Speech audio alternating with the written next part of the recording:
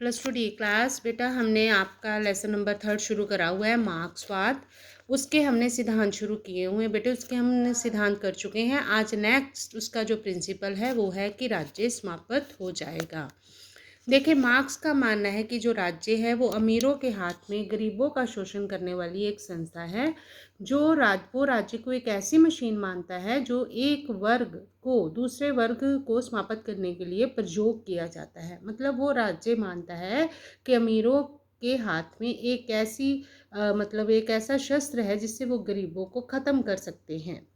इसलिए वो चाहता है कि राज्य ख़त्म हो जाना चाहिए, क्योंकि अमीर आगे ही गरीबों का बहुत शोषण करते हैं।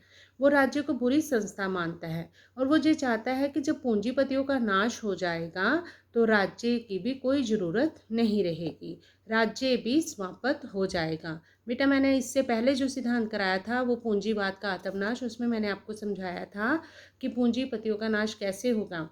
जब बड़े पूंजीपति छोटे पूंजीपतियों से भी उनके पैसे छीन लेंगे तो जो छोटे पूंजीपति हैं वो मजदूर बन जाएंगे और इस तरह से मजदूरों की संख्या बढ़ जाएगी और वो गरीबों को, जो मजदूर हैं और जो पूंजीपति हैं, मजदूर जो जनसंख्या में ज़्यादा होने के कारण पूंजीपतियों को ख़त्म कर देंगे। नेक्स्ट इसका प्रिंसिपल है धर्म का विरोध। मार्क्स धर्म का विरोधी था। वो मानता था कि धार्मिक व्यक्ति जो है वो एक डरपोक होता है, अंधविश्वासी होता है। वो धर्म को एक अफीम या नशा मानता है। ठीक है, वो कहता है कि जो लोग धार्मिक होते हैं ना, वो हमेशा धर्म के नशे में डूबे रहते हैं और जो कुछ भी उनके साथ गलत होता है वो उसे सहते रहते हैं। इसलिए आज भी साम्यवादी देशों में, जैसे चाइना है बेटे, वहाँ पर धर्म के प्रचार पर रोक लगाई गई है। मतलब वो मानता है कि जो एक धार्मिक व्यक्ति होता है वो अपने साथ गलत हो रही बात के खिलाफ भी नहीं बोल पाता, इसलिए वो धर्म का विरोध करता है। वो उसे अफीम मानता है, क्योंकि बेटा जो मार्क्स था ना, जब वो बचपन में छोटा था उसके पिता ने अपना धर्म बदल लिया था। वो इसलिए बचपन से ही धर्म का विरोधी बन गया था। नेक्स्ट सिद्धांत है मजदूर वर्ग की तानाशाही। जब पूंजीपति समाप्त हो जाएंगे तो समाज में केवल एक ही वर्ग रह जाएगा, वो कौन सा होगा? मजदूर।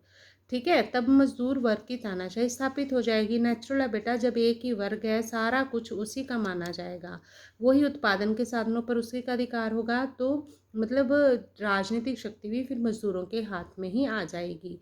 ये बात मैंने पहले भी क्लियर करी है बेटा आपको कि जिस वर्ग के पास आर्थिक शक्ति होती है ना, राजनीतिक शक्ति भी उसी वर्ग के पास आ जाती है और फिर शासन पर उन्हीं का अधिकार हो जाएगा।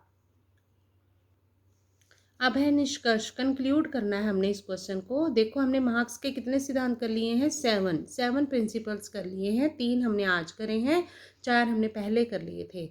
मार्क्स के सिद्धांतों को पढ़ने के बाद हम ये कह सकते हैं कि मार्क्स के जो सिद्धांत हैं वो आधुनिक परिस्थितियों के अनुकूल नहीं हैं।